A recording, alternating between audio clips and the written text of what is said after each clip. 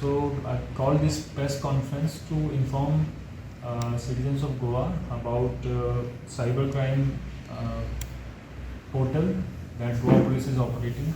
There's cybercrime helpline number 1930 on which anybody can report financial frauds. This portal has been made in compliance with MHA guidelines, and we are operating it 24/7.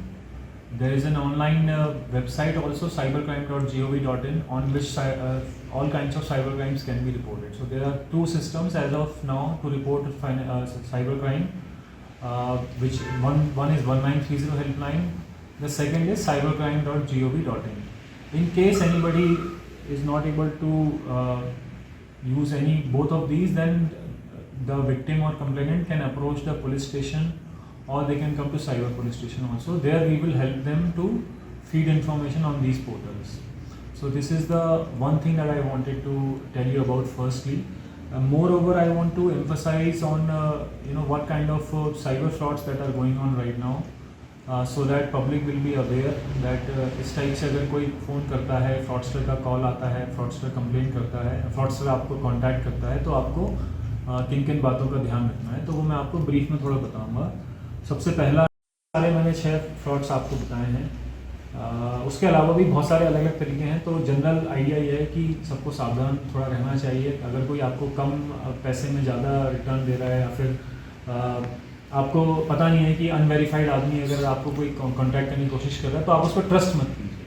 अगर उस पर trust करेंगे तो वहीं से problem शुरू हो जाती है। Grid and trust. और तीसरी चीज़ है लैक ऑफ अवेयरनेस। तो 3 चीज़ें हैं कि आप ग्रीडी ना रहें, किसी पे ऐसे आसानी से ट्रस्ट ना करें अनलेस कोई नोन आदमी है, आप पर्सनली उसको जानते हैं, और हमेशा अवेयरनेस बढ़ाने की कोशिश करेंगे, because it's an evolving domain.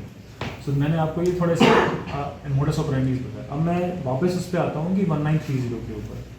तो it has come to light कि बहुत सारे लोगों को पता ही नहीं कि 1930 हेल्पलाइन है।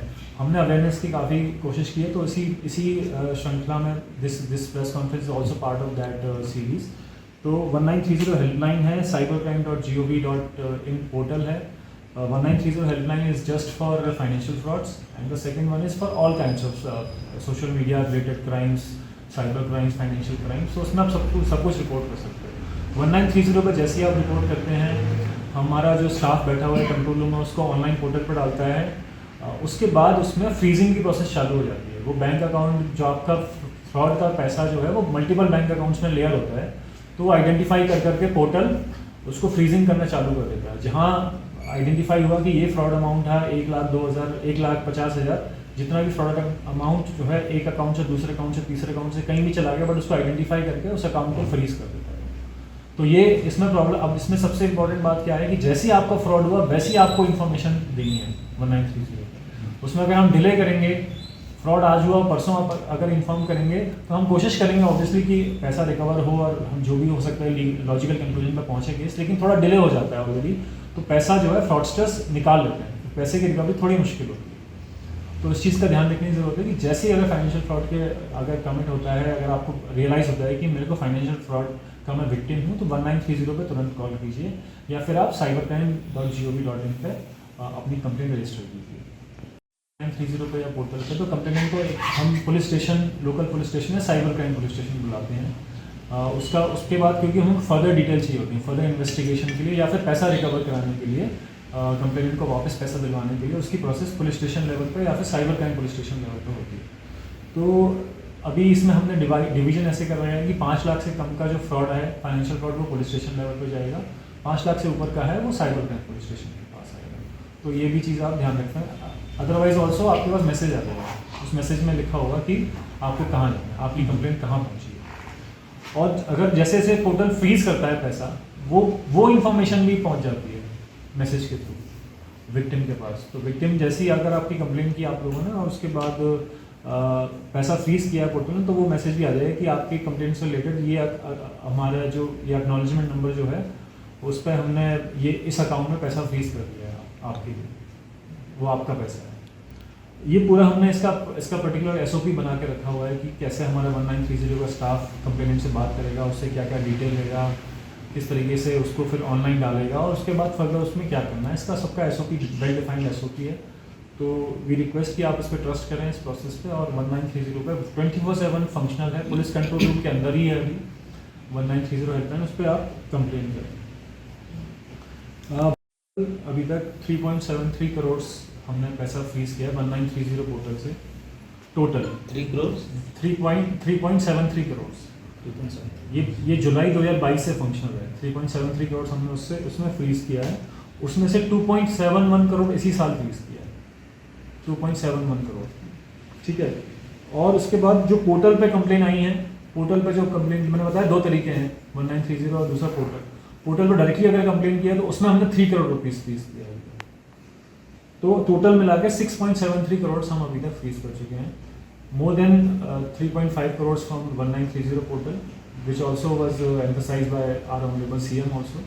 3.73 crores इसका एग्जैक्ट अमाउंट है, और टोटल अमाउंट जितना फ्रीज हुआ है वो 6.73 करोड़ है। तो ये हमारा जो सिस्टम है काफ़ी रोबस्ट तरीके से काम कर रहा है, and we request everyone to utilise it.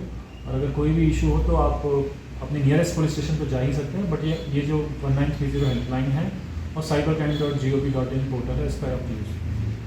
Sir जो आपने डेटा दिया मतलब देयर इज अ ट्रेंड कि थोड़ा सा इंक्रीज है। सर आपने जो क्राइम रिपोर्ट हुए हैं उसमें से कितने डिटेक्ट हुए हैं गोवा में?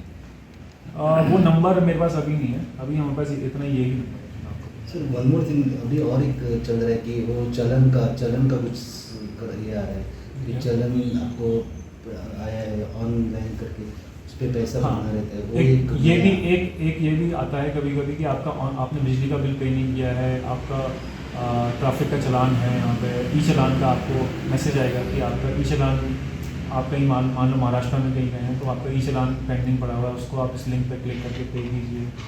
या फिर आपका बिजली का कनेक्शन कटने वाला है, या फिर गैस का कनेक्शन कटने वाला है, ये होता है यूटिलिटी स्कैम।